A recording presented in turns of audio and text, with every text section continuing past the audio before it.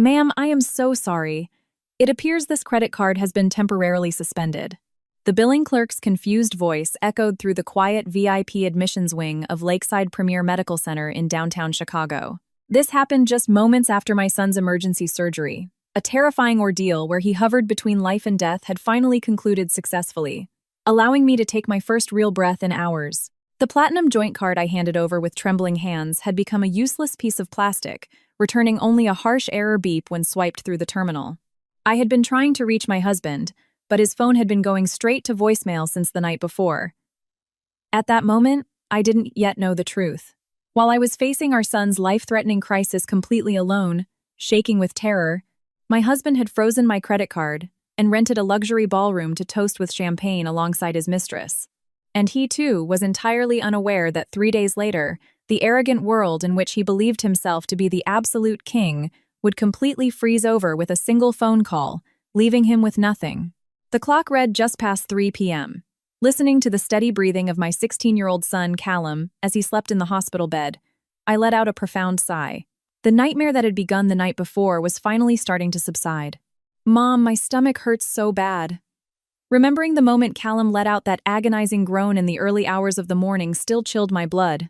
I thought it was a simple stomach bug, but seeing him drenched in an unusual cold sweat, writhing in agony, I didn't hesitate to call 911. Acute peritonitis from a ruptured appendix. The ER doctor's diagnosis was clinical and cold, and the situation required a race against the clock. They rushed him into emergency surgery immediately, and I faced the morning alone, sitting on a cold bench in the surgical waiting room. Staring at the red light above the operating room doors, I prayed over and over to an invisible God to save my boy's life. During that entire time, I called my husband, Sterling, countless times, but all I got was the hollow ring before it clicked to his sterile voicemail greeting. Rubbing my freezing hands together, I stared at my husband's name on the screen. Sterling is the CEO of a mid-sized, highly profitable tech firm in Chicago. He travels often, and it wasn't unusual for him to be away from home. However, even though our marriage had been cooling for a long time, a deep despair settled over me when I saw he wasn't even reading the urgent text messages, warning him that his son's life was in danger. After the successful surgery and Callum's transfer to the recovery floor, I headed down to the billing department on the main level. Because Sterling always insisted on using this hospital's exclusive concierge medicine wing to flaunt his status, I needed to swipe the card to cover the massive out-of-pocket hold they required. While standard insurance would cover a regular ward, the private VIP suite Sterling had pre-registered us for years ago demanded immediate payment. What I pulled from my wallet was a card linked to Sterling's primary account. Since I had become a stay-at-home mother, Sterling mandated that I pay for all living expenses exclusively with this card. He barely allowed me to carry cash. I managed the finances. You live on the money I make, so don't squander it. That was my husband's favorite phrase.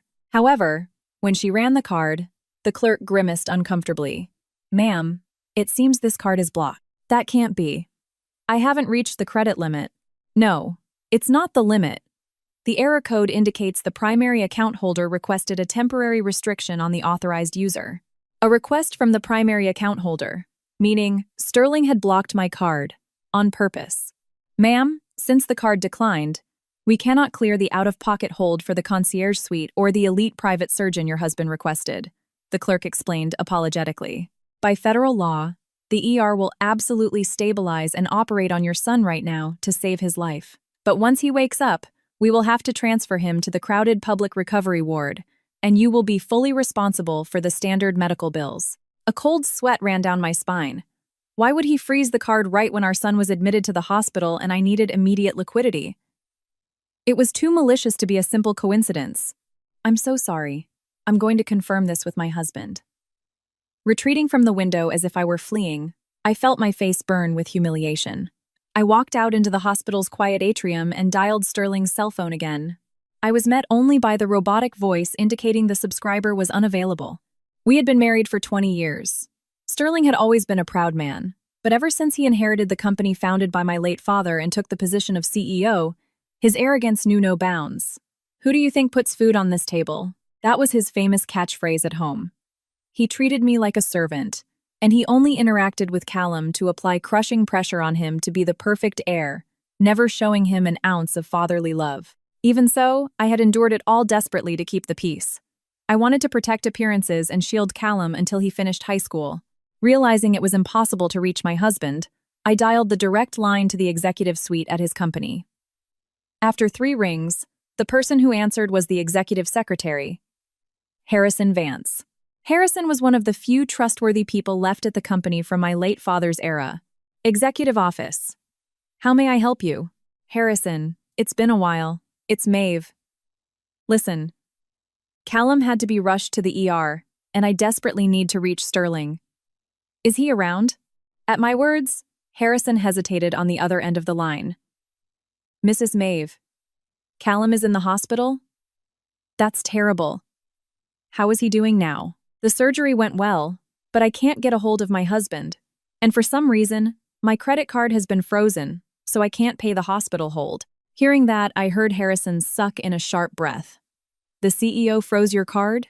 Yes. Do you know where he is right now? Harrison fell into a profound silence. It wasn't a silence that meant a simple absence.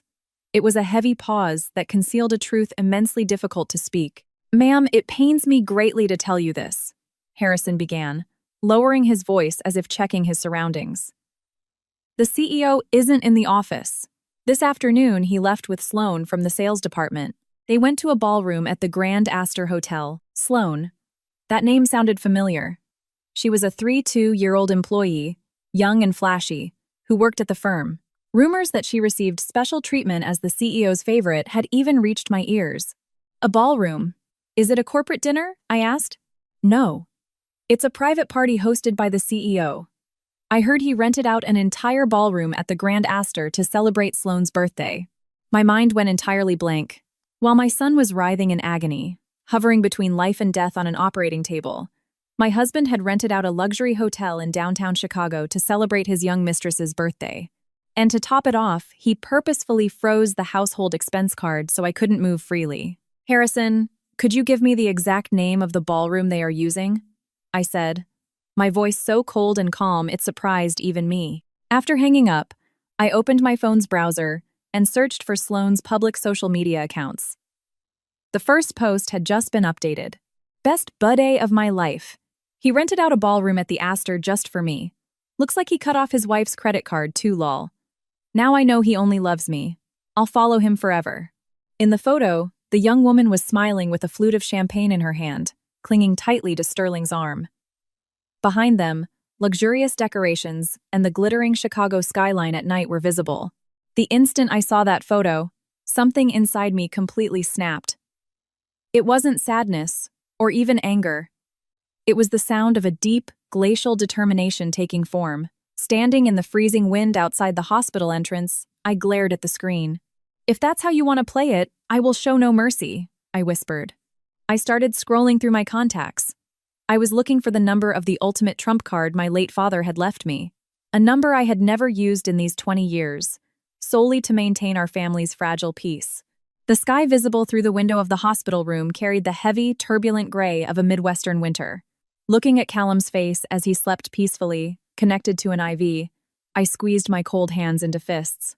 Why had I endured this for so long? The reality that my husband had frozen my credit card and rented a hotel with his young mistress slapped me in the face, making me bitterly regret my past self. What was the point of spending 20 years convincing myself that not making waves and preserving the image of our family was the right choice?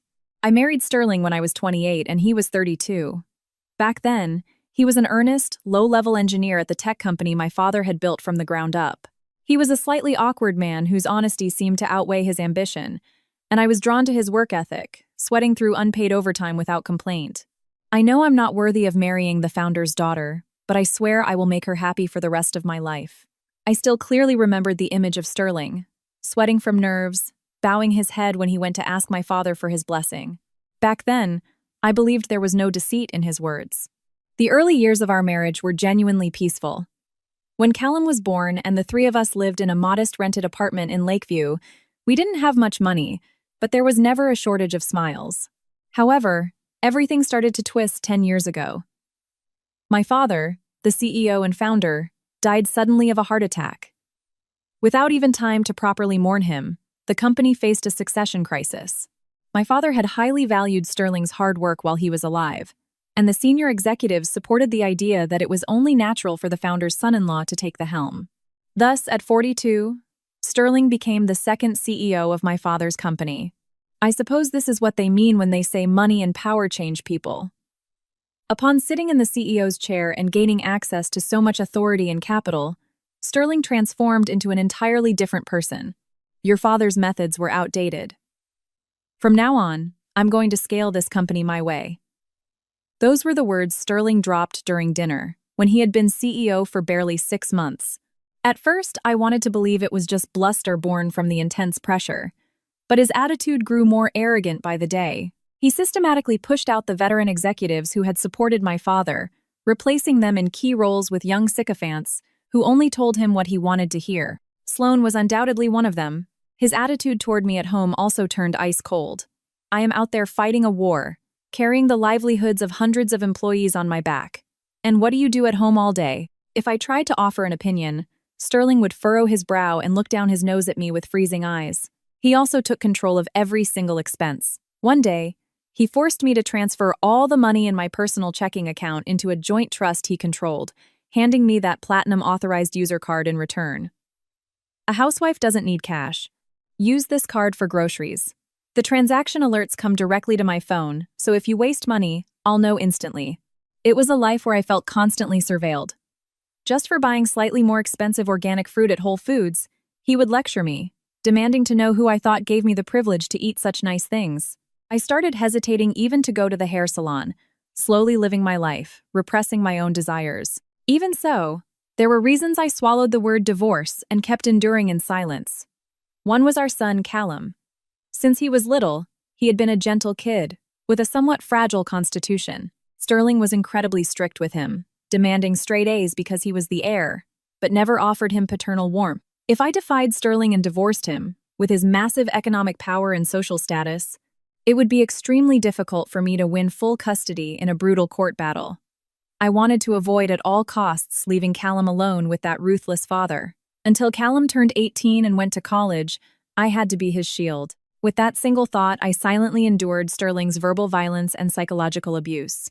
The other reason I held on was for the company my father left behind and the employees who worked there. Just like Harrison, the secretary who told me the truth over the phone today, there were still employees who supported the company since my father's time out of loyalty to him. Despite their dissatisfaction with Sterling's methods, I felt I shouldn't cause a scandal or trip up the CEO, because it would ultimately harm the employees. Hiding behind that convenient excuse, I averted my eyes from reality. But how useless and stupid that endurance had been.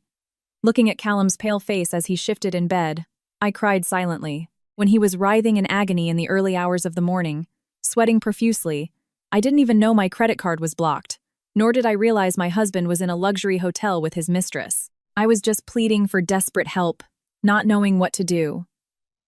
What would I have answered Callum if he had cried, saying he wanted to see his dad before going into the operating room? Thinking that just enduring it was enough wasn't protecting my family. It was only enabling Sterling's arrogance, emboldening his mistress, and reducing me to a useless mother who endangered her own son's life at the critical moment. It's over. Wrapping Callum's cold hand in mine, I murmured clearly, in a voice no one else could hear. I was not going to allow that man to control my life or my son's life for 1 second longer. I didn't have a single drop of sadness left. In its place, what began to burn silently deep in my chest was a cold, sharp, and absolute resolution. 20 years ago, right before I married Sterling, my father handed me a sealed envelope. Maeve, Sterling is a good kid. But sometimes people change when they get money and power. Keep this just in case you ever need to protect yourself. But it must remain an absolute secret from him. Now I painfully understood the weight of my father's words. I had kept that envelope hidden in the false bottom of an antique mahogany secretary desk at our house, praying the day to open it would never come, wanting to believe we could remain a peaceful family. But there was no reason to hesitate anymore. I took a deep breath and looked again at the phone number I had searched for earlier. It was the number for Thaddeus Montgomery, my father's veteran, trusted corporate attorney. Just then, my phone buzzed briefly. Looking at the screen, I saw a text from Harrison, the secretary. It contained a fact even more horrifying that he likely couldn't bring himself to say aloud over the phone earlier. Mrs. Maeve. I couldn't tell you this before, but the CEO ordered the accounting department to run the expenses for Sloane's birthday party as a corporate client event. And that's not all. The CEO is planning to liquidate Callum's $529 college savings plan next month, the fund meant for his private university tuition and study abroad. Reading the rest of the message, I felt my blood pressure skyrocket. It wasn't just the company money squandered on his mistress. Sterling was about to sell out his own son's future for that woman. I would never forgive him. Never. In the dim light of the hospital room, I gripped my phone tightly. My counterattack was starting right now, liquidating Callum's 529 plan. I read the secretary's glowing text over and over again. Every time I read it, I felt a sharp pain in my chest. Like an ice pick being driven into my ribs. That college fund was something we had set up together the day Callum was born, while I held his tiny hand. Let's make sure this boy has a better life than we did. We'll prep this so we can support him no matter what he wants to do in the future. The Sterling from back then undoubtedly wore the gentle face of a loving father. However, that money which I had slowly saved up from our limited household budget in the early days had been seized from my control a few years ago under his strict orders, under the pretext that he would manage the portfolio. The fact that he was about to liquidate that crucial money, filled with hopes for our son's college years, just to finance his luxuries with his young mistress, completely incinerated the very last trace of compassion I had left for him. Thinking about it, Sterling's behavior over the last few years was full of bizarre red flags. It's my money. I decide how to spend it. That was his mantra since taking over as CEO. When Callum was in middle school, he once happily showed him a test, saying he had ranked third in his class in advanced math. Sterling, without taking his eyes off the Wall Street Journal, coldly replied, "If you aren't first, it's worthless." When I was your age, I was always at the top of my class. You carry my blood. How are you so stupid? You aren't worth the ROI. I will never forget how Callum's small shoulders trembled as he silently hid the test behind his back, looking at the floor. Sterling only saw our son as his property, or as a defective employee.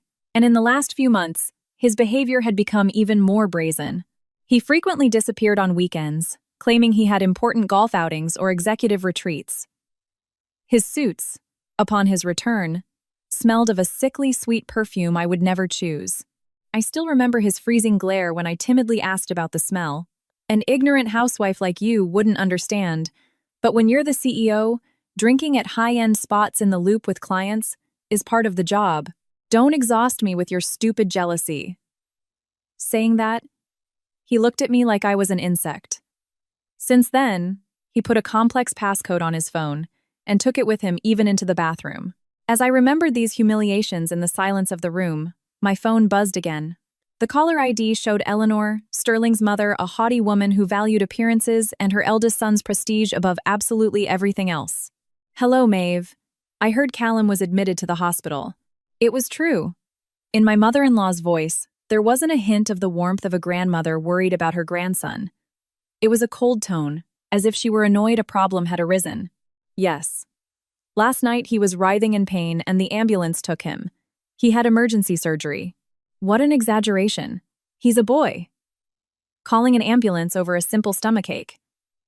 What are you going to do if the neighbors in Lincoln Park start spreading weird rumors? It's not an exaggeration. He was in danger of dying, and he's still on an IV. When I raised my voice slightly, my mother-in-law scoffed. This all happens because you don't manage his diet properly. By the way, you aren't calling Sterling nonstop, are you? My son is at a crucial juncture, carrying the entire company. Just last night, he was thoughtful enough to send me some incredibly expensive chocolates.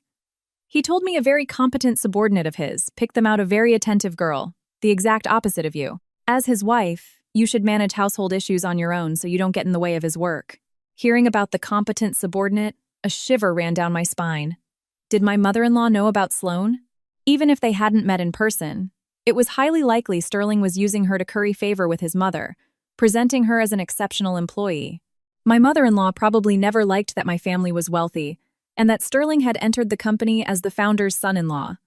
While my father was alive, she behaved amiably toward me. But as soon as he died and Sterling took the CEO spot, Eleanor's attitude changed radically.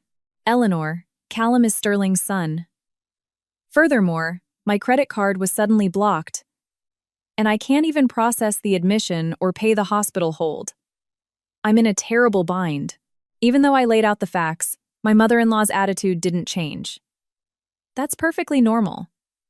Since you are always squandering money, Sterling has probably had enough of you. At the end of the day, even though your father founded the company, it now stands solely because of Sterling's talent. Learn your place. Pay the hospital bills with your family's estate or however you can. She hung up unilaterally, the dial tone ringing in my ears. My family's estate. My mother-in-law didn't know that Sterling had forced me to transfer even the modest personal savings my father left me into another account, arguing that marital assets needed to be unified. I closed my phone and looked back at Callum's sleeping face. Mom is going to run home for a bit. I'll be right back. I whispered to my sleeping son and asked the nurses for permission to step out temporarily. I had to go home to get a change of clothes and toiletries for him. I took an Uber from the hospital to our sprawling mansion in Lincoln Park. Opening the heavy mahogany front door, the cold air brushed my cheeks. This house, far too large for 3 people, had lost its warmth long ago and had become a cold box we only returned to for sleep. After packing clothes into a duffel bag in Callum's room, I stopped suddenly in the hallway. My gaze fell on my husband's home office at the end of the corridor. It was a place Callum and I were strictly forbidden from entering. The excuse was that it held highly confidential corporate information. Then I reached for the deepest bottom drawer, the one that was always locked. The heavy deadbolt was locked, as usual. But knowing Sterling's arrogant predictability, I realized he wouldn't hide the key far. He truly believed no one in this house dared to defy him. I ran my fingers over his custom bookshelf and pulled down a pristine, unread copy of The Art of War. Inside the hollowed-out pages lay the small silver key. I unlocked the drawer slowly with trembling fingers. Inside was a black leather planner I didn't recognize. I picked it up and carefully flipped through the pages. Tucked between them were several documents. The first was indeed the liquidation form for Callum's 529 college savings plan. It already had Sterling's signature and digital notary stamp. And the second. A paper with the company letterhead that revealed a scheme that made me doubt my own eyes. Furthermore, beneath those documents, an old Chase Bank passbook peeked out. Seeing the account holder's name on the cover made my blood boil. Printed clearly on the front was my own name, Maeve. However, I had absolutely no memory of opening an account at that branch. Since I became a stay-at-home mom, the only money I could freely access was the joint credit card I was given. I flipped through the passbook pages with shaking hands and saw a ledger of deposits and withdrawals for staggering sums. Regular deposits of tens of thousands of dollars were being made, only to be withdrawn almost immediately. The origin of that money was the personal trust inheritance my father had left me when he died. Sterling had deceived me, saying I had no financial sense and that he would manage it all as a joint marital asset, stripping me of my checkbook and making me sign a power of attorney. Back then, he had opened a new account in my name, without my knowledge, and discreetly transferred the precious money my father left me. And in the recipient column for the wire transfers, printed in tiny letters, was Sloane. The name of that woman. I felt my head spinning with heat. Sterling was using the wealth my late father had amassed with his blood, sweat, and tears as a personal slush fund to please his mistress, spending it like water. Furthermore, beneath the bank book was a document bearing the company's name. It was a residential lease agreement for a luxury penthouse in River North. The lessee was Sterling's tech company, but in the occupant box, Sloane's name was written clearly. He was illegally using corporate funds to rent a luxury penthouse for his mistress. Was he going to use the liquidated money from Callum's college fund to buy high-end furniture for that condo, or just hand the cash straight to her? A cold, heavy rage dominated my entire body, overpowering any hint of sadness. I pulled out my phone, silenced the camera shutter sound, and photographed the 529 cancellation form, every single page of the secret passbook, and the luxury lease agreement. I photographed every page, ensuring the text was perfectly legible. I didn't shed a single tear anymore. My hands were no longer shaking. What drove me now was not the despair of a betrayed wife, but the profound, silent fury of a human being who had watched the feelings of her son and her late father be trampled into the dirt. After capturing all the evidence, I manipulated my phone screen and opened Sloane's social media again.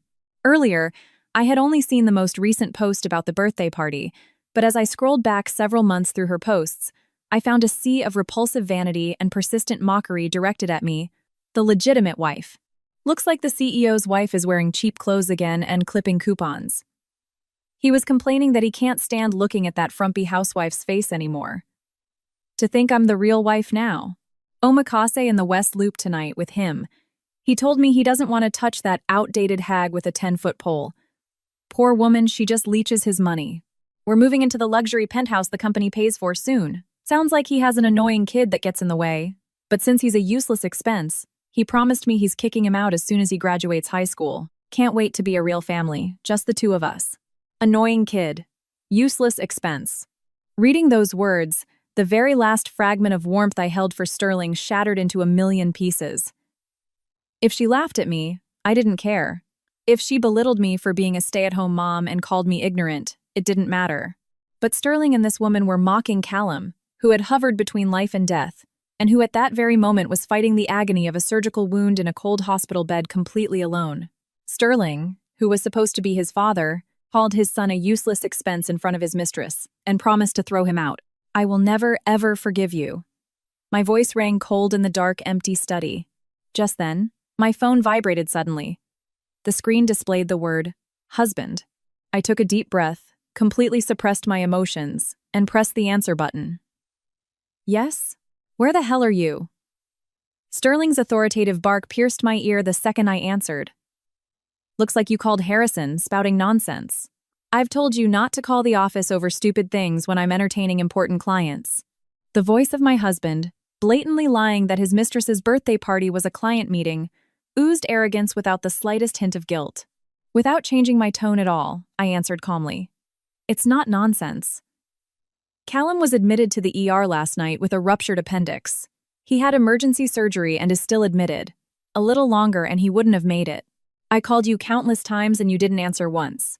At my words, Sterling was left speechless for a fraction of a second, but I immediately heard an irritated click of his tongue.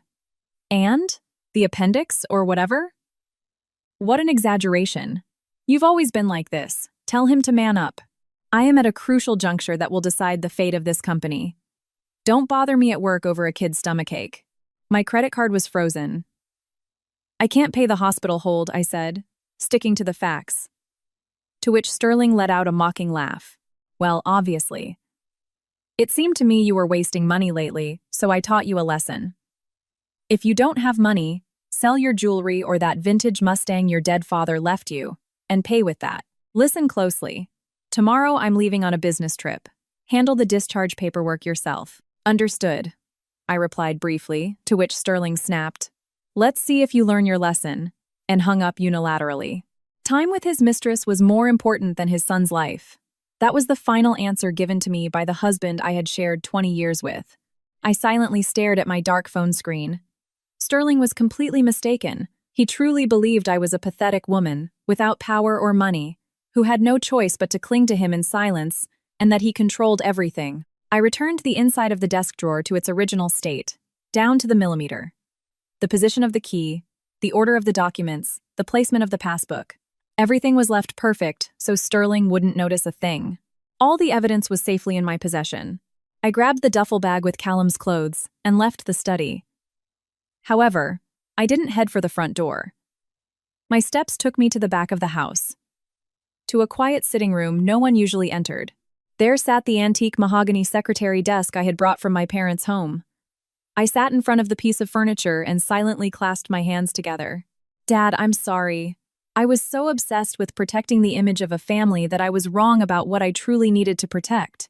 Murmuring that in my heart, I pressed a hidden latch on the bottom panel of the desk. A small concealed drawer popped open. Inside was the old manila envelope my father had handed me right before I married Sterling 20 years ago. Maeve, keep this just in case you ever need to protect yourself. My father's words echoed vividly in my ears. I opened the envelope with trembling hands and pulled out a thick stack of legal documents. Reading what was printed on the first page, I lost my breath. Written clearly, there was the existence of the true and absolute controlling power of that company where Sterling strutted around as CEO. My husband didn't know yet. For these 20 years, during which he believed he had seized everything and dominated the company with his own talent. He had been nothing more than a puppet dancing in the palm of my late father's hand. Hiding the documents my father left behind deep in the duffel bag, I hurried back to the hospital, opening the door to the room quietly. I was greeted by the pungent smell of antiseptic and the irregular electronic beep of the heart monitor. In the bed, Callum, who had woken up from the anesthesia, called to me with a weak voice. "Mom, Callum, are you okay? Does it hurt? Are you thirsty?" I rushed over, and Callum nodded slightly with a look of relief. However, his pale face immediately turned toward the room's entrance, his eyes searching. "And, Dad?" That single word pierced my chest. Amidst the terror of being wheeled into an unknown operating room, enduring excruciating abdominal pain, this child was searching for his father. No matter how cold and strict he was, to Callum, he was still his only father. "Well, your dad is doing some very important work for the company right now." But when I told him the surgery went well, he was so relieved. I told a lie that disgusted me to my core. If I told him the truth, your father rented a hotel with his mistress to throw a party while you were dying, this boy's heart would break completely. "I see. If it's for work, it can't be helped." Callum looked down sadly and gripped the sheets. Seeing him so helpless, I forced myself to hold back my tears and gently stroked his head. 3 days passed. Callum's recovery was going well, but in those 3 days, my husband Sterling didn't poke his head into the hospital room even once. Not only did he not come to visit, but he didn't even give me a call or send a miserable text message. During that time, I managed to pay the immediate hospitalization fees and necessary items with the little cash I had on hand and a quick loan from a close friend. On the afternoon of the 3rd day, when Callum could finally start eating solid food, my phone suddenly vibrated while I was resting in the waiting room. The screen displayed Sterling's name. I took a deep breath, shoved my freezing emotions to the bottom of my heart, and pressed the call button. "Yes?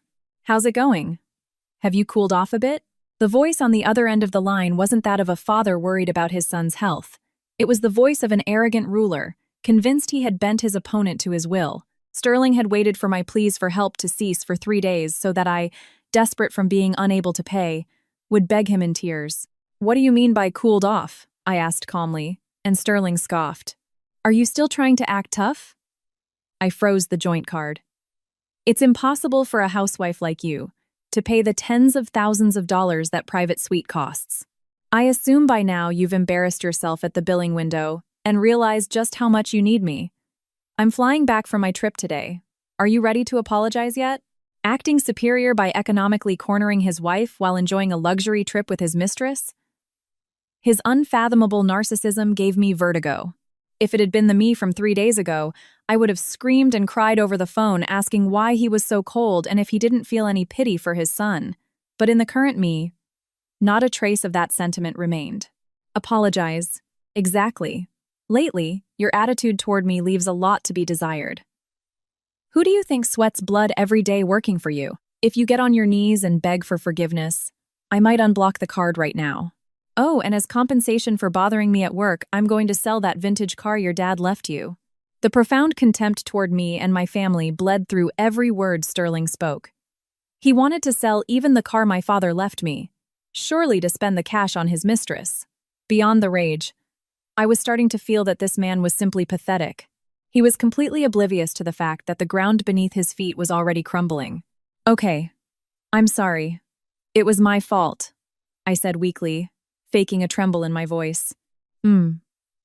You should have surrendered like that from the beginning. Women just need to shut up and obey men. When you finish the discharge paperwork, go back to the house and have dinner ready for me. I'm not picking you up. Take an Uber and get back on your own." Saying that, Sterling hung up abruptly. The electronic tone rang in my ears. I pulled the phone away and looked at the screen. Sterling believed wholeheartedly that he had completely subjugated me. He was surely intoxicated by the sweet feeling of superiority of having dominated his wife through financial abuse. "That's fine," I murmured to myself.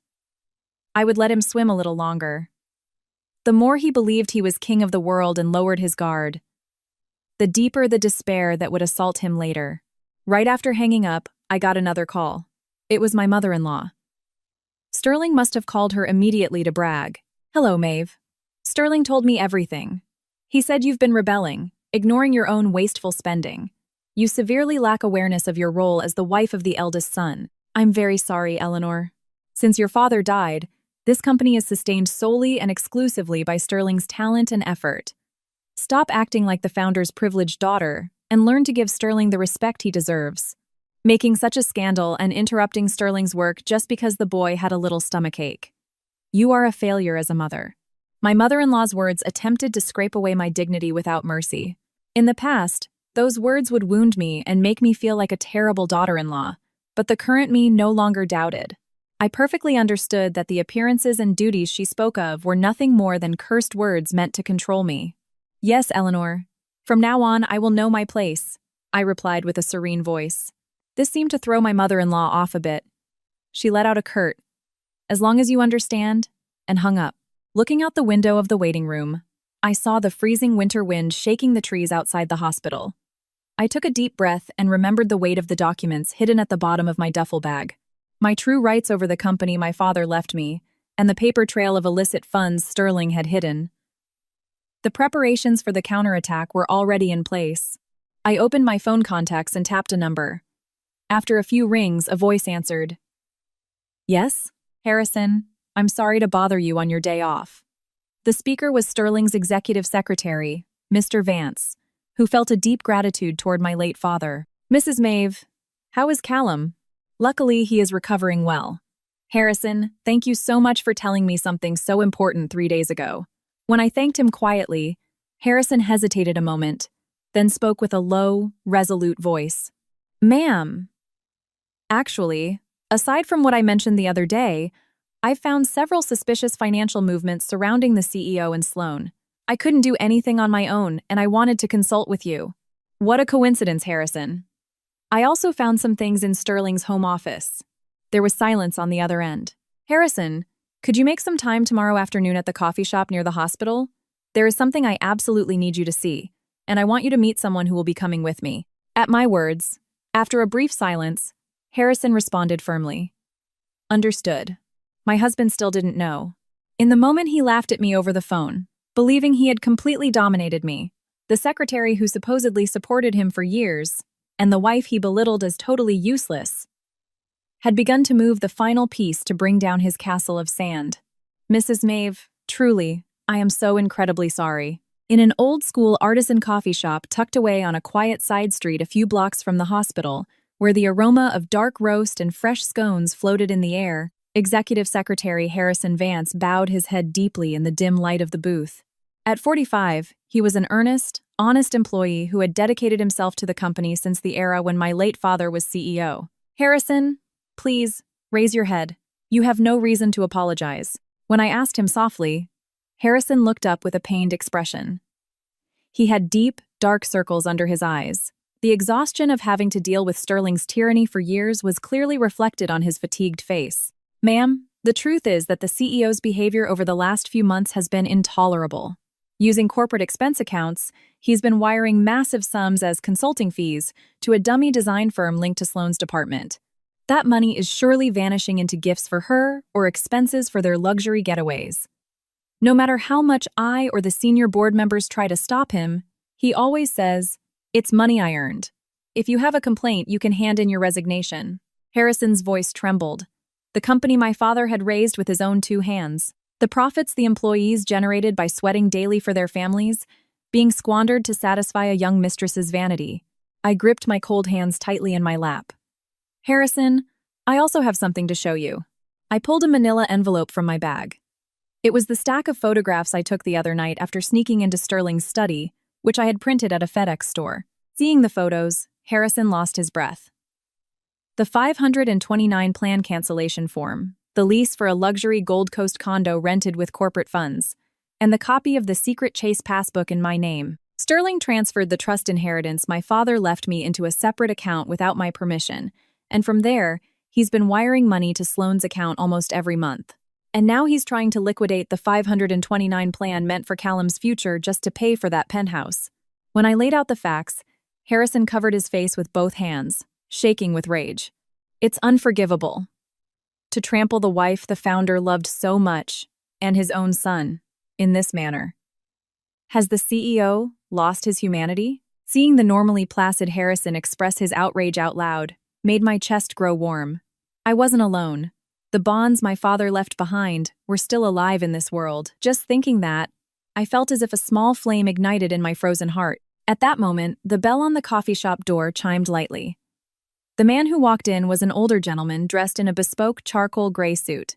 He had perfectly combed silver hair and intellectual wire-rimmed glasses. "Apologies for being late, Maeve. Harrison, it's been a long time." His deep, calm voice made Harrison stand up almost on instinct. "Mr. Montgomery? What are you doing here?" Thaddeus Thad Montgomery, 65, was the corporate attorney and legal advisor to the firm since my late father's era and the person my father trusted most. Ever since Sterling became CEO, he had sidelined Thaddeus and terminated his retainer contract, but to me, he had always been like a close uncle whom I deeply respected. "It's been so long, Thaddeus.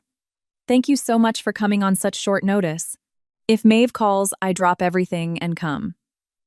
Your father entrusted me to look after you." Thaddeus smiled warmly and sat across from me. "Yesterday, after finding my father's documents in the hidden drawer of the secretary desk, I contacted Thaddeus immediately." The attorney began to slowly review the pile of photos spread across the table. His expression grew increasingly severe and cold, taking on the sharp glare of a legal shark. "I see. Rumors had reached me, but I never imagined he was doing something this stupid." Thaddeus tapped his finger on the photo of the secret bank book in my name.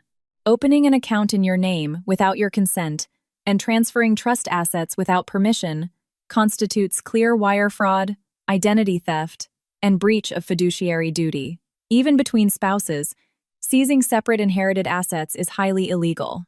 Furthermore, the lawyer lined up the condo lease and the murky expense documents Harrison had brought.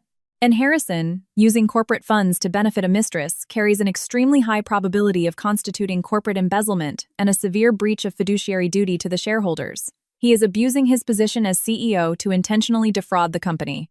Embezzlement, wire fraud, identity theft.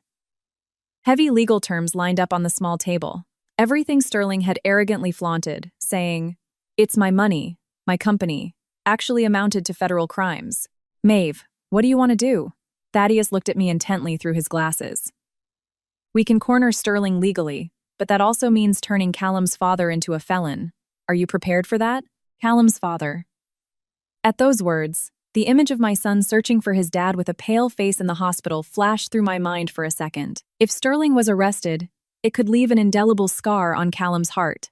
But to cut that hesitation at its root, I remembered the screen of Sloane's social media. That repulsive post where she laughed at Callum, calling him an annoying kid and a useless expense.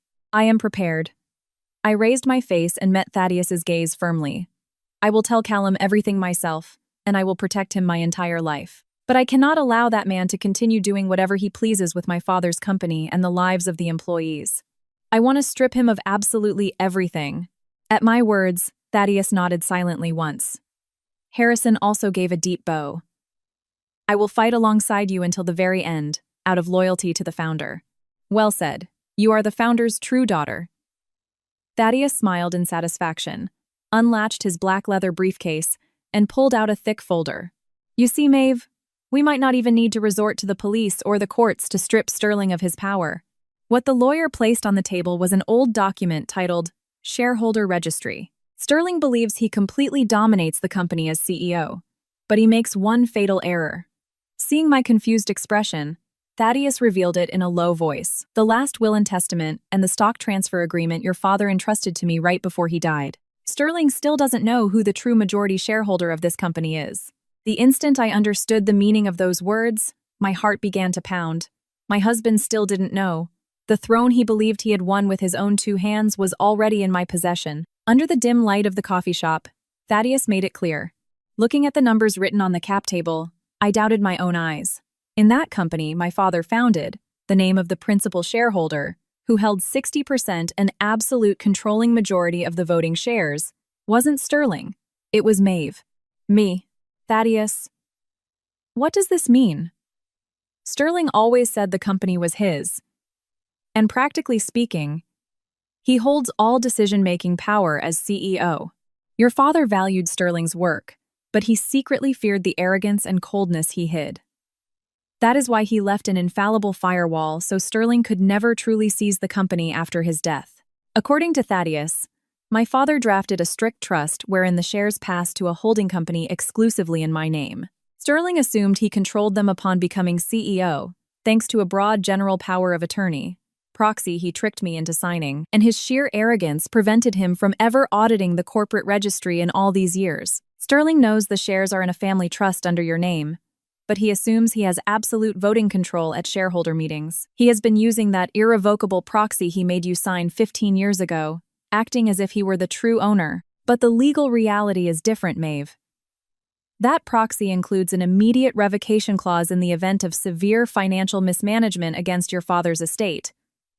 You are the absolute majority shareholder, meaning, by your own will, you can convene an emergency board meeting tomorrow and fire Sterling from his position as CEO.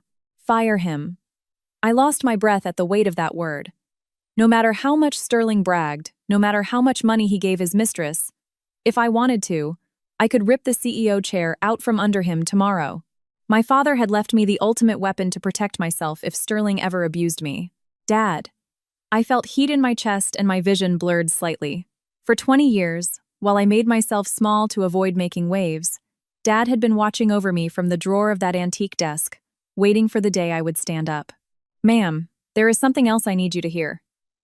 Harrison pulled out his laptop. Sterling drives a company-leased SUV, he explained. Last month, admin rolled out a mandatory cloud dashcam system for all corporate vehicles for insurance purposes. A memo went out to the whole company, but you know the CEO, he never reads internal admin emails because he thinks they're beneath him. The system automatically synced his in-cabin audio straight to our secure company servers. He practically recorded a confession for us. It might be hard to listen to, but I thought you needed to know. I nodded silently. I no longer possessed a heart weak enough to be wounded by mere words. With a soft click, the audio, mixed with static, began to play. Sterling, when are you going to leave that boring woman? I'm sick of being the side piece. I want to go to corporate galas as the CEO's wife.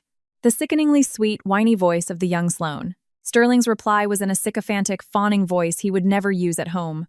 Don't be impatient, baby. It won't be long now. I cut off her credit card, and right now, she's probably crying and begging because she can't pay the kid's hospital bill. You could have just paid the hospital bill for the kid. You're so bad. Ha ha ha.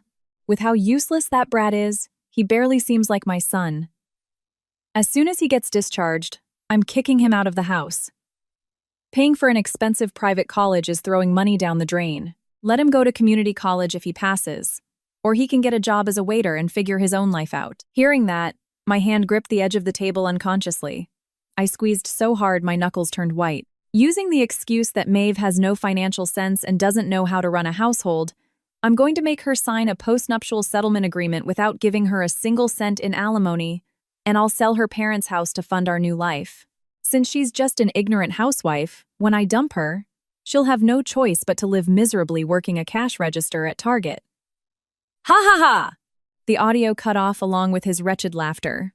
I am so sorry, ma'am, for making you listen to something like that, Harrison said, looking down in pain. Thaddeus also remained silent, frowning severely. However, surprisingly, not a single tear fell from my eyes. There was no trace of sadness, only a cold fury sharp as ice. Thank you, Harrison, I said, my voice astonishingly calm. With this, my final doubts vanish. That man has no right to be a CEO, nor does he have the right to be a father. Maeve, Thaddeus called to me with a serene but energetic voice. You can fire Sterling whenever you want, but if you only do that, he won't acknowledge his wrongdoing, and he will seek revenge against you and Callum. To finish him completely, we need irrefutable proof that he has embezzled corporate funds and cut off all his escape routes. Irrefutable proof. Exactly. With the murky accounting data Harrison has, Sterling could excuse himself by saying they are legitimate business expenses. We need a paper trail so perfect he can't evade it. I understand, I replied immediately. In Sterling's home office, there is still one locked drawer at the very bottom. Now that he thinks he has me subjugated and has lowered his guard, I'm sure I can find something. I will look for it myself. It's dangerous, Thaddeus warned. I'll be fine. Like I said, he is convinced I obey him blindly. Seeing the determination in my eyes, Thaddeus nodded slightly. All right. Then, Harrison, gather all the wire transfer logs from inside the company to that shell company Sloan belongs to. I will prepare the legal paperwork for the theft of your inheritance and the divorce filings. Let's execute this after Callum is discharged, please. I don't want to involve your son in this scandal until he's safe. When Callum is safe in a secure location, we will end it all. Understood? Let's stay in touch. Don't push yourself too hard. After bowing my head to Thaddeus and Harrison, I left the coffee shop. The freezing winter wind stung my cheeks, but a silent flame burned inside me.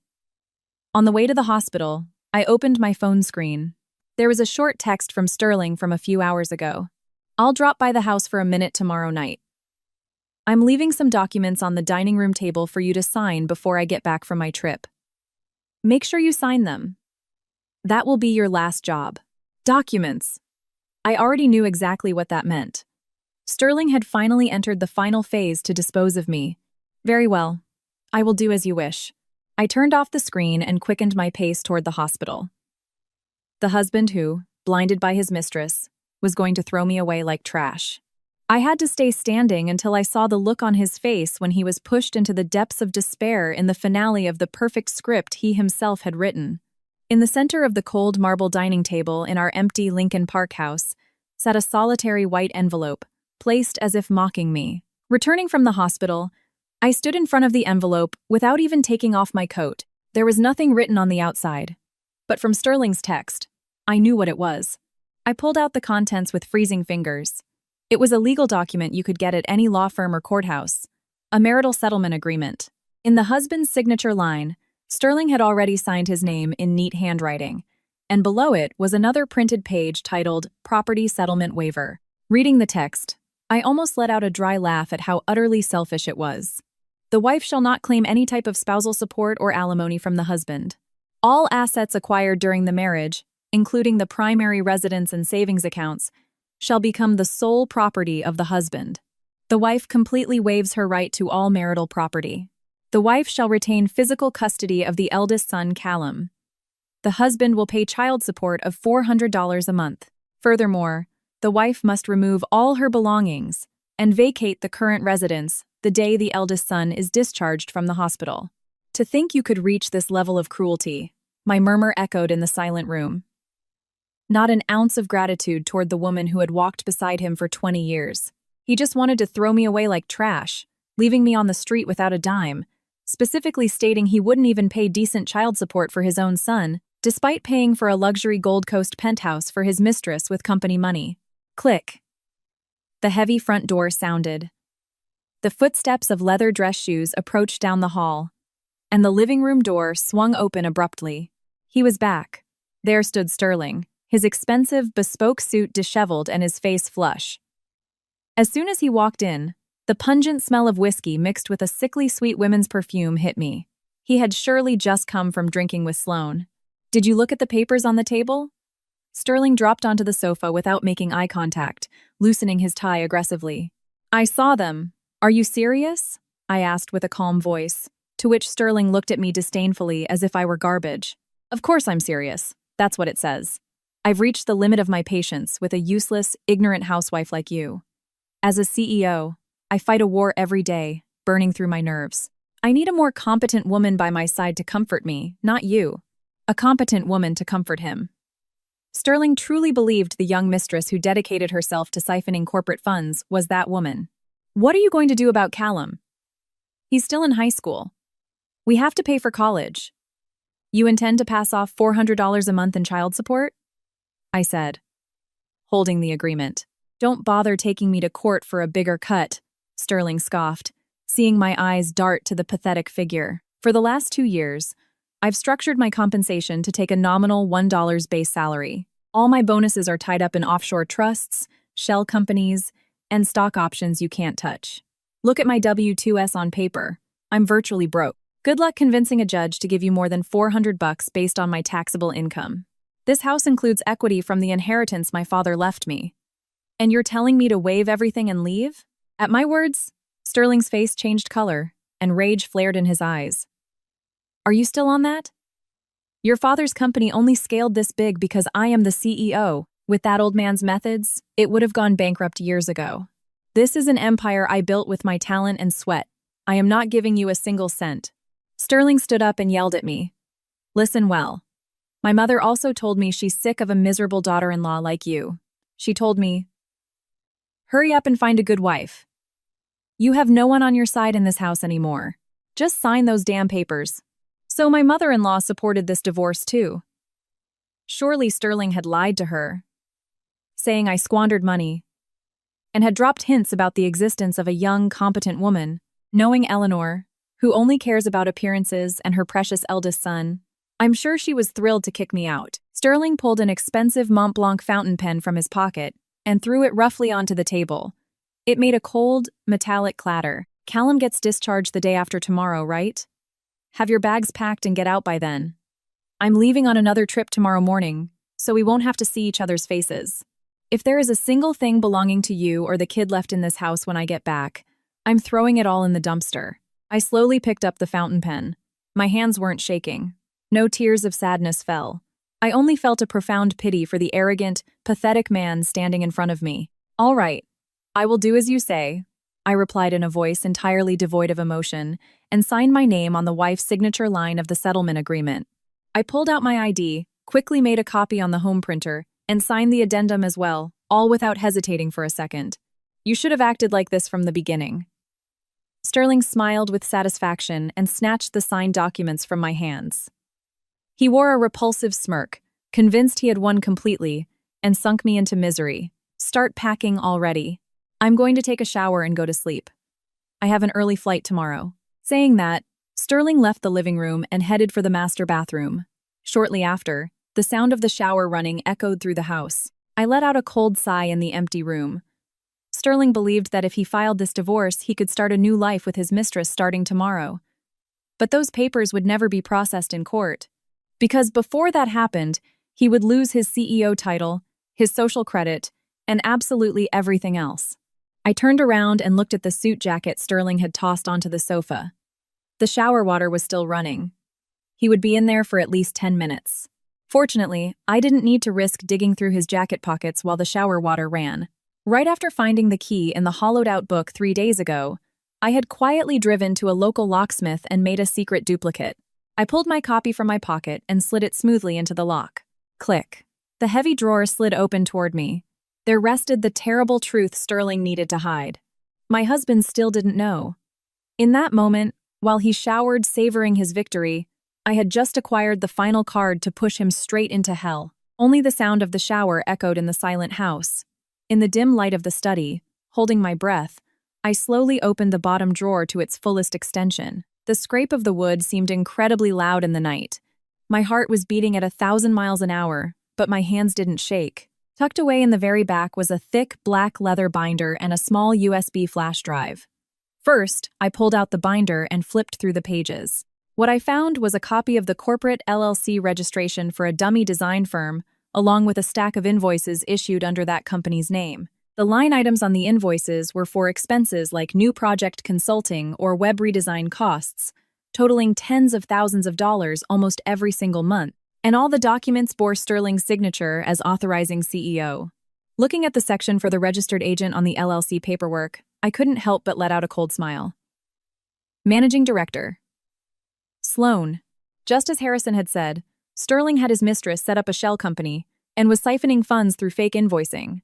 Furthermore, at the back of the binder were handwritten notes by Sterling, a sort of shadow ledger. They were detailed logs of how he used part of the money to pay Sloan's rent and the costs of their luxury trips abroad. But what caught my attention the most was another wire transfer log. Monthly wire to mother. $3,000. And the origin account was that secret Chase account created in my name with my inheritance.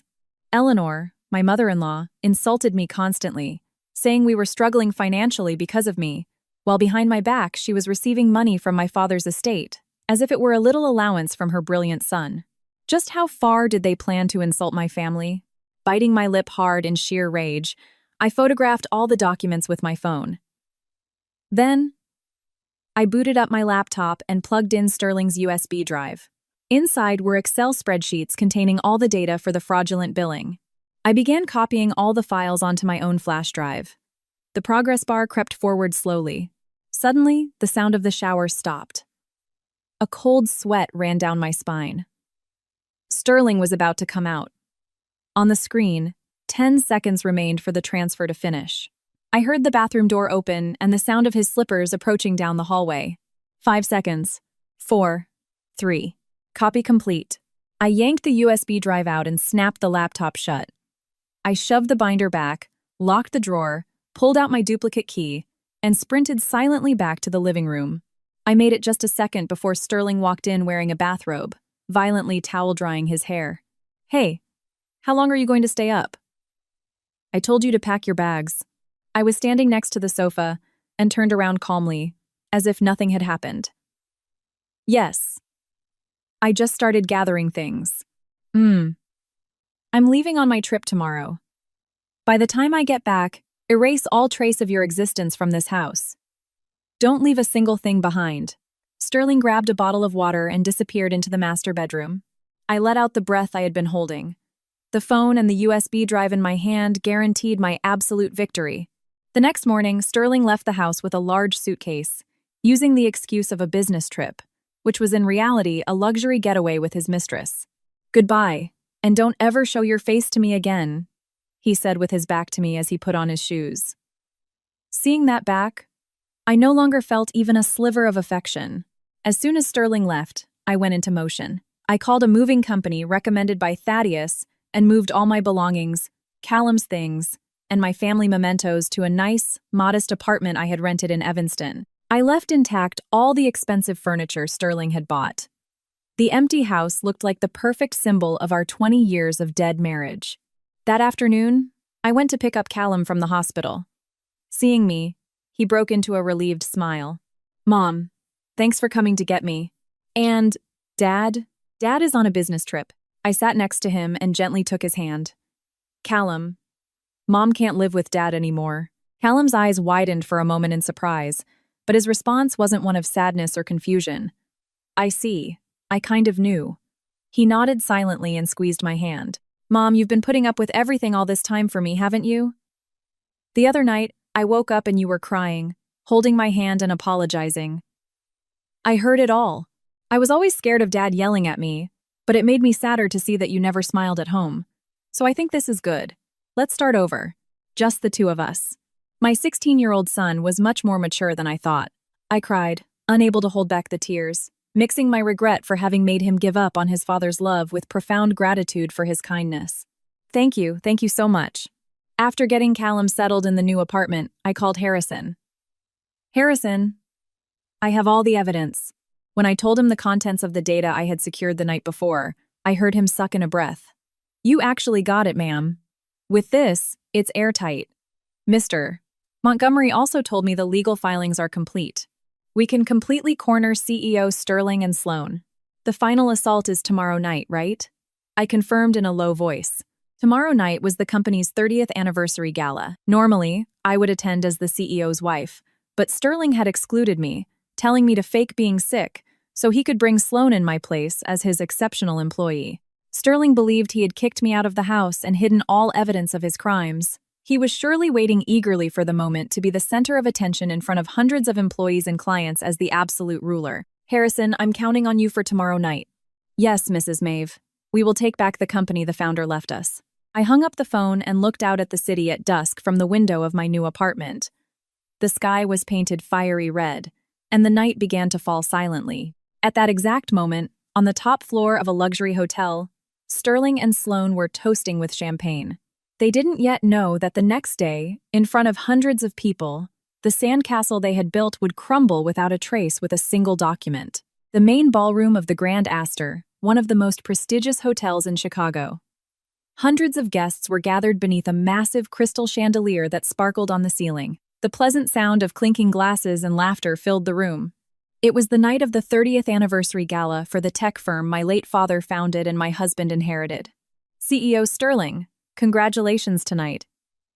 Thanks to your leadership, the company just keeps scaling. No, it's all thanks to the support of everyone here. Please continue to trust in me. Surrounded by sycophantic executives and clients, Sterling drank champagne in an excellent mood. His face radiated an unconcealable sense of superiority and confidence. Right by his side, poured into a skin-tight red evening gown, was Sloane, acting as if she were the queen of the corporation. "Sloane, that dress looks stunning on you tonight," a middle-aged client complimented her. She blushed and clung tighter to Sterling's arm. "Thank you so much." The CEO picked it out especially so I could represent the company's image properly. I'll keep supporting the CEO as his right hand. Around Sloane's neck sparkled a diamond necklace that was visibly exorbitant. Of course, both the dress and the necklace had been paid for by Sterling using embezzled corporate funds. But no one in that room knew the truth. Sterling and Sloane soaked up the compliments, truly believing they were the center of the universe. "Oh, Sloane, you look gorgeous tonight. Thank you for always supporting my Sterling." The woman approaching with a cheerful voice was my mother-in-law, Eleanor, dressed in haute couture from the boutiques of the Gold Coast. Eleanor approached as if she were leading the executives' wives and warmly took Sloane's hand. "Mrs. Eleanor, it's an honor to say hello. You truly are a ray of sunshine." The woman Sterling was with before only had a good last name. But she was dull and completely lacked a spark. Sterling told me he could never bring her to a gala as glamorous as this. "From now on, you stay right by Sterling's side and take good care of him." "Yes, leave it to me," Sloane smiled with an air of absolute victory. Sterling, seeing his mother and his mistress chatting amicably, was convinced the perfect life he had dreamed of had become reality. "Maeve is probably crying without a dime in some rundown apartment by now," Sterling mocked in his mind. He had made her sign a divorce agreement with no alimony and no assets, and he wasn't going to pay a cent for the kid. He only had to file it with the court. From now on, he would live in total luxury using the company's money alongside this beautiful woman. That annoying wife and useless son were already garbage that had nothing to do with him. "Mr. CEO, your speech is up next. Please prepare," a staff member notified him. Sterling adjusted his tie and walked toward the stage with confident strides. Meanwhile, in the new apartment far from the hotel, I was standing in front of the mirror in my quiet bedroom. I wasn't wearing the cheap clothes I put on to go to the grocery store. I was wearing a bespoke navy blue designer suit of exceptional quality. My father had it custom tailored for me 20 years ago, so I wouldn't be embarrassed as the founder's daughter the day I had to show my face for the company.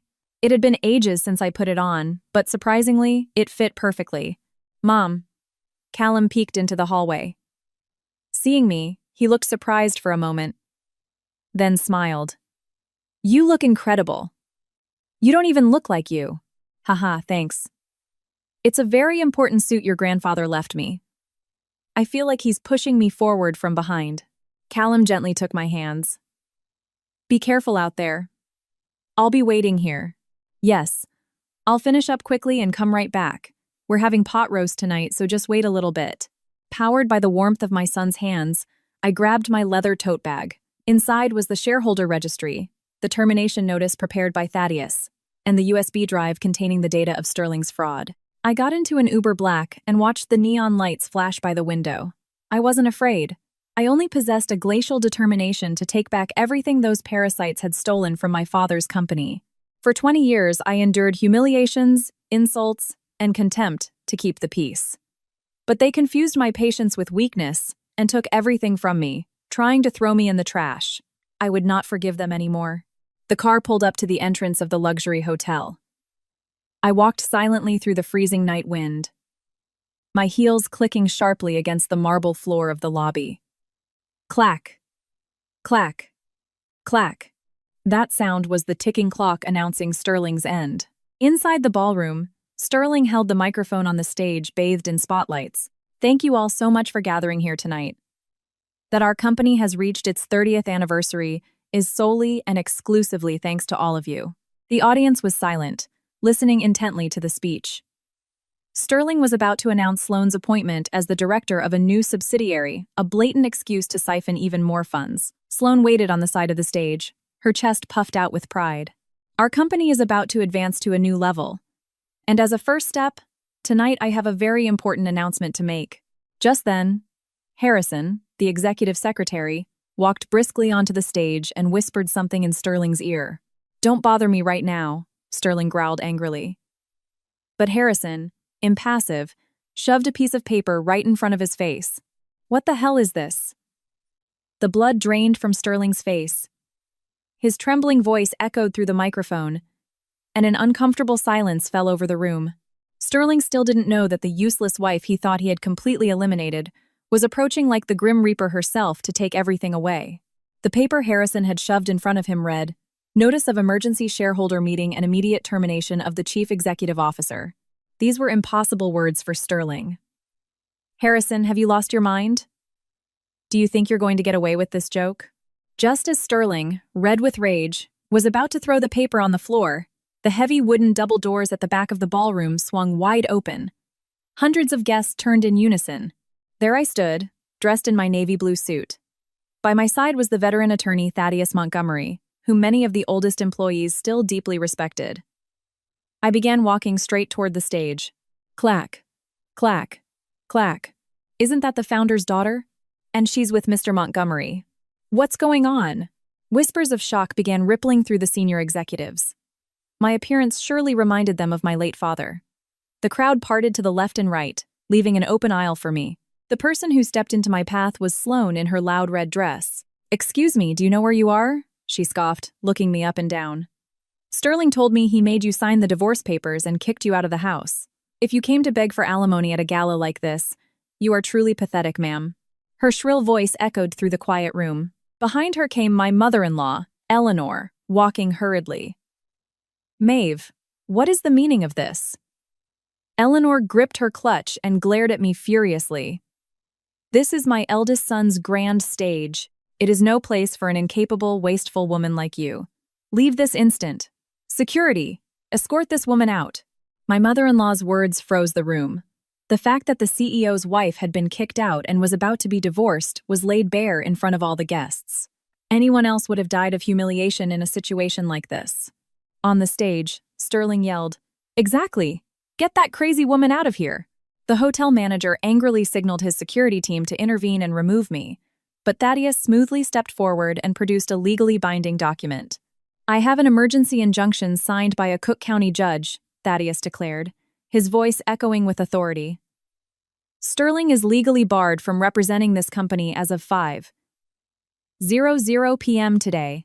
Any interference with the majority shareholders' actions tonight is a direct violation of a court order. Stand down." Seeing the official seal and Thaddeus's unwavering glare, the manager quickly waved his guards back. I ignored Sloane and stared directly at Eleanor. "Eleanor! Today, I did not come here as a pathetic ex-wife. And you, Sloane, say I was kicked out and have no money." "Yes, it's true." Sterling blocked my credit card, and I was cornered, unable to even pay the hospital hold for Callum. Saying this calmly, a murmur of indignation rose in the room. He blocked her card while his son was in the hospital? I walked right past the two pale women and stood directly below the stage. Above me, Sterling stared in disbelief. "Maeve, what are you doing here?" "I told you to get lost." "Sterling, that postnuptial agreement and that stupid asset waiver you made me sign? I brought them." I pulled the documents from my bag and, in full view of everyone, ripped them into pieces. "Are you insane?" "The insane one is you. What kind of father rents a hotel ballroom with company money to celebrate his mistress's birthday while his son hovers between life and death, and then tries to liquidate his college 529 plan to extract more cash?" The uproar in the room grew exponentially. "Shut up! You're lying. You're just jealous of my talent and want to ruin me," Sterling screamed. "She isn't lying," Thaddeus intervened, his deep voice carrying as he stood next to me. "Ladies and gentlemen, I apologize for interrupting your celebration. I am Thaddeus Montgomery, former legal counsel to this corporation. Today, I am here as the legal representative for Miss Maeve." CEO Sterling read the paper Harrison gave you carefully. "It is a summons for an emergency board meeting based on the rights of the majority shareholder." "Don't say stupid things." Sterling threw the microphone and leaned over the edge of the stage. "The majority shareholder is me. I am the CEO. Maeve's shares were delegated to me." "No, they weren't." I cut him off coldly. 60% of the voting shares of this company are in a holding trust exclusively in my name. You have used that general proxy for years to usurp my voting power. But I was at the notary's office this morning, and that proxy has been officially and permanently revoked. You no longer have any legal control over my shares. The color completely drained from Sterling's face. The throne he believed was his was nothing but a mirage. As the absolute majority shareholder of this corporation, I officially serve you this notarized notice. My voice rang clear through the entire ballroom as Thaddeus handed him the document. Tomorrow morning, an emergency board meeting will be held where you will be formally terminated with cause from your position as CEO. As of this exact second, you have zero legal authorization to sign or authorize anything on behalf of this company. The ballroom fell into a sepulchral silence. The absolute king had just plummeted to a simple ex-CEO in front of hundreds of people. Lies, this can't be valid. Sterling stumbled backward and fell to his knees. Eleanor and Sloane couldn't understand what was happening and stood with their mouths hanging open. But Sterling didn't yet know that losing the presidency was just the front door to hell. It's impossible for a simple housewife to have that kind of power. It's a lie. It's a conspiracy. Sterling's scream sounded pathetic under the crystal chandelier. But I hadn't just come to take his job.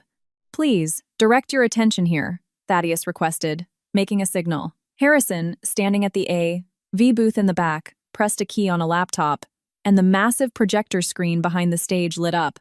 Instead of an emotional video about the company's history, the LLC registration of the dummy corporation and dozens of invoices appeared. That data. Where did you? Sterling's eyes bulged out of his head. This company was founded 6 months ago, I explained into the microphone for everyone to hear. It supposedly provides web design consulting, but it has no actual business operations. However, Sterling has wired over $50,000 a month to this company from our corporate accounts for the last 6 months. The executives in the crowd gasped, clutching their heads. $50,000 a month? Sterling, what is the meaning of this? The board never approved anything like this. A veteran executive shouted at him. It's a secret project to expand the business, Sterling stammered. Look closely at the name of the managing director of the LLC, I cut in. Sloane. I pointed straight at her. Sterling had her set up a shell company to embezzle funds. This is corporate fraud, wire fraud, and severe breach of fiduciary duty. The executives glared daggers at Sloane. She turned pale white and shook her head violently. No, I don't know anything. He just told me to put my name on some papers and he'd give me some spending money.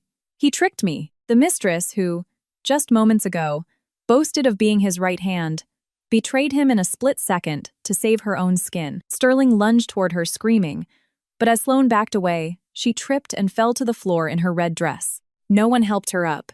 There's more proof. The image on the screen changed to the lease for the luxury Gold Coast penthouse and invoices for high-end furniture. All paid for by the company. I will not allow this fraud. As a shareholder, and as my father's daughter, the ballroom erupted in shouts of indignation.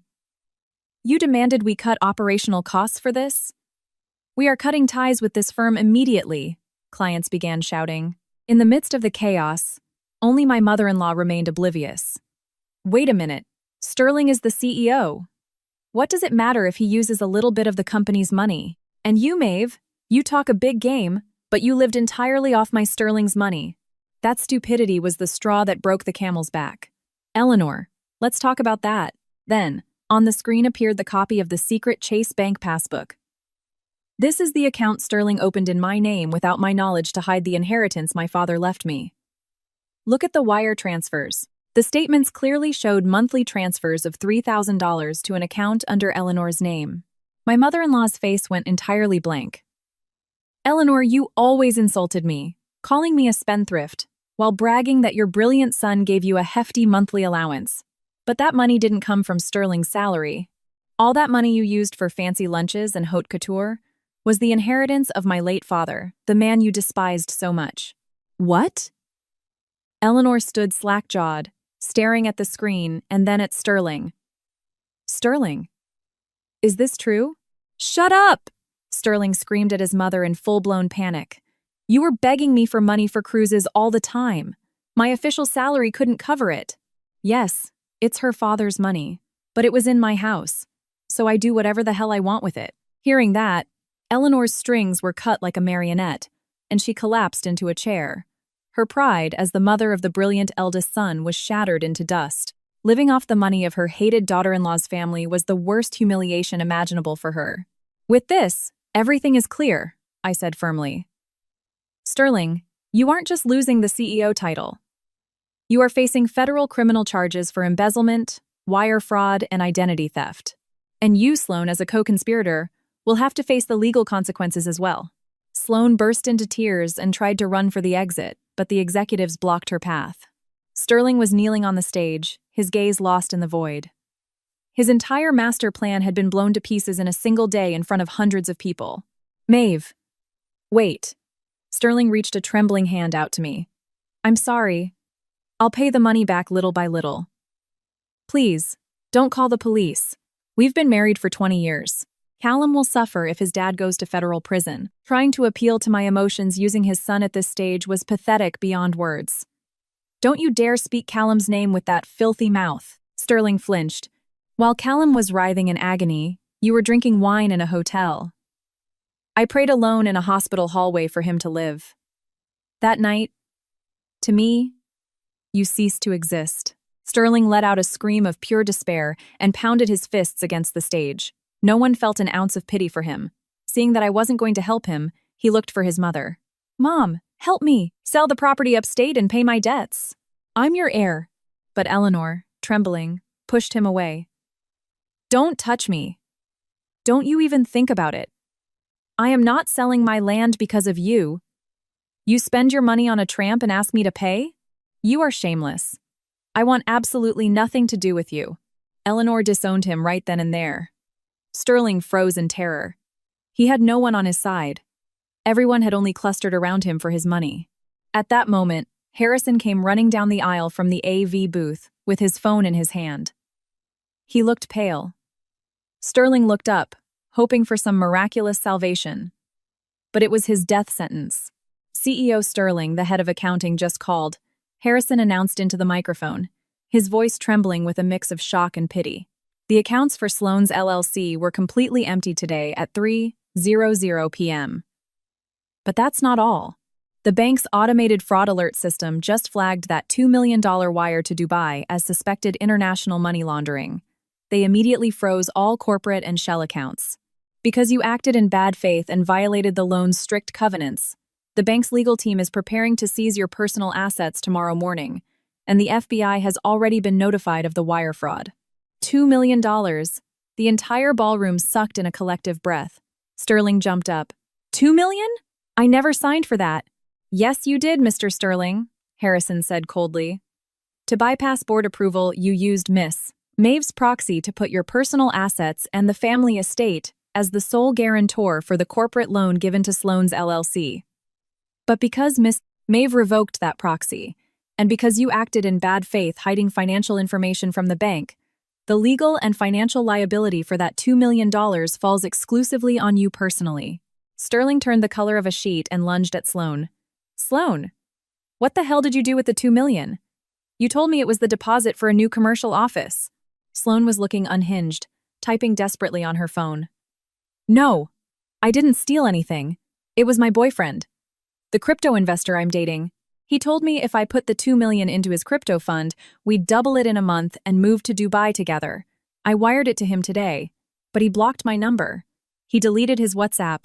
The entire room stood in stunned disbelief. Sterling thought he was controlling his young mistress, but in reality, she had a boyfriend her own age, and the two of them had used Sterling as a personal ATM until they bled him dry.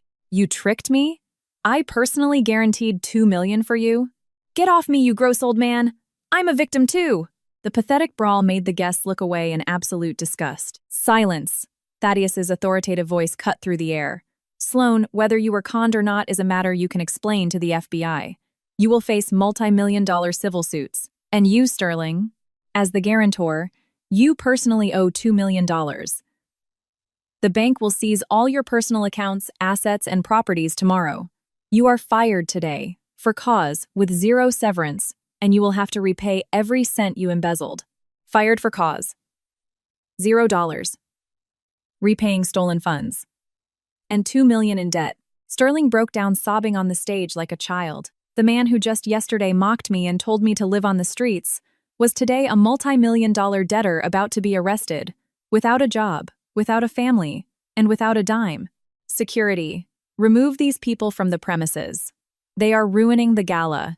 The hotel's security guards surrounded Sterling and Sloane. Sterling screamed, "Let go of me! It's my company." But no one listened. Sloane was also dragged out, sobbing hysterically. My mother-in-law fled the room, covering her face in utter shame. With the room finally quiet, I took the microphone. Hundreds of eyes looked at me. "Ladies and gentlemen, I am so sorry for the spectacle you had to witness on a night meant for celebration." I bowed deeply, and voices crying out, "It's not your fault, Maeve," echoed from the crowd. When my father founded this company 30 years ago, the most important things to him were the happiness of his employees and the trust of his clients. That philosophy had been lost. I take responsibility for not intervening sooner. Tomorrow, I will convene the General Board to appoint a new executive team. As the new CEO, I propose Harrison Vance, the man who saved this company today. Harrison jerked his head up in shock. "Me? CEO? There is no one better suited for the job, Harrison. Mr. Montgomery will also return as general counsel to support you. Ladies and gentlemen, I ask that you please continue to trust in our newly restored company." The ballroom erupted into deafening applause. Seeing the relieved faces of the employees, I set the microphone down. The cold chains that had bound my heart for 20 years were finally broken. I left everything in the capable hands of Harrison and Thaddeus, and walked out of the ballroom. Standing outside the hotel entrance waiting for my Uber, my phone vibrated. It was a text from Callum. "Mom, the pot roast is ready. Come home soon." Reading that short sentence, the tears I hadn't shed through this whole ordeal finally began to fall, rolling warmly down my cheeks. They weren't tears of sadness, but of the warm, profound joy of knowing that what I truly wanted to protect was waiting for me at home. I looked up at the Chicago night sky, and a single star twinkled between the clouds, looking just like my father's smile watching over me. 6 months have passed since then. The early summer breeze drifted through the window of our new apartment in Evanston. At the kitchen table, the aroma of artisan coffee and sizzling bacon filled the air. "Morning, Mom. Yes, blueberry pancakes today." Callum, now fully recovered and dressed in his school uniform, sat at the table with a bright smile. "Good morning. Eat your breakfast quickly or you'll be late for first period." There was no longer any morning yelling from a bad-tempered man. There was only a quiet, steady peace. In these 6 months, many things changed. Harrison took over as CEO, and with Thaddeus's legal help, he cleaned up the company's finances. The client's trust has fully recovered. I remain the majority owner, but I leave the day-to-day operations to Harrison. Looking at the quarterly reports, I know my father's company has returned to being a warm, thriving place. Sterling met a terrible end. The bank immediately called in the $2 million, plus the embezzled corporate funds and civil damages. They seized absolutely everything he owned. My divorce went through the courts without a hitch. The Lincoln Park house was sold to pay out my equity, and Callum's back child support was pulled directly from those funds before the creditors could even touch it. Sterling was forced to file for Chapter 7 bankruptcy. He received a suspended federal prison sentence for the wire fraud in exchange for cooperation. And I heard through the grapevine that he now lives in absolute misery, working grueling manual day labor jobs just to survive. Sloane also declared bankruptcy after being completely wiped out by her scammer boyfriend. She was evicted from the River North penthouse, and her parents disowned her. And my mother-in-law, Eleanor, saw her entire world destroyed. Harassed by her son's aggressive debt collectors, she was forced to sell her upstate properties at a massive loss and now lives in cramped quarters, taken in out of pity by distant relatives. She called me once, sobbing. But I simply answered, "You have your brilliant eldest son to help you," and hung up. Those were my final words to them. "Hey, Mom," Callum looked at me while pouring syrup on his pancakes. "What's up?" "About my future. I think I'm going to apply to business school." Harrison came by and told me how Grandpa built the company and how you fought to defend it. "I want to build a company someday where people are treated right, just like Grandpa, and just like you." My chest swelled with immense warmth. The fragile, subdued boy that Sterling so viciously despised no longer existed. He stood tall and looked eagerly toward his future. Everything I had fought to protect had not been in vain. "I'm sure you'll be an amazing CEO, Callum. I'll support you no matter what." Callum smiled brightly and headed out the door, calling back, "See you later." I leaned against the window frame and looked up at the clear, brilliant blue sky over Chicago. "Dad, I finally got my life back," I murmured in my heart, feeling that he was smiling right alongside me. I was humiliated, and I almost lost everything, but I am no longer hiding. Under this radiant sun, Callum and I are walking together with firm, steady steps into our new life.